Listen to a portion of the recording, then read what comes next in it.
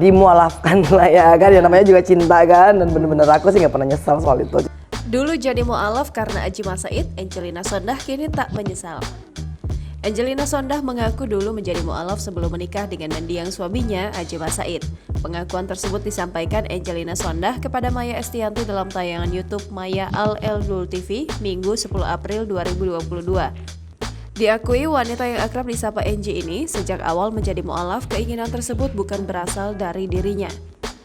Ia pun menegaskan kalau itu menjadi mu'alaf karena cintanya pada mendiang suami. Kendati demikian, artis yang sempat mendekam selama 10 tahun di penjara itu tidak menyesal menjadi seorang muslim. Meskipun masuk Islam bukan karena kemauannya sendiri, Angie mulai mendalami agamanya selama di penjara.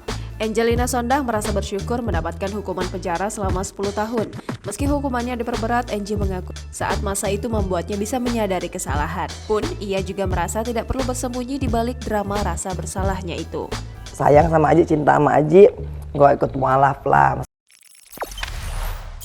Jangan lupa subscribe, share, komen, dan like ya!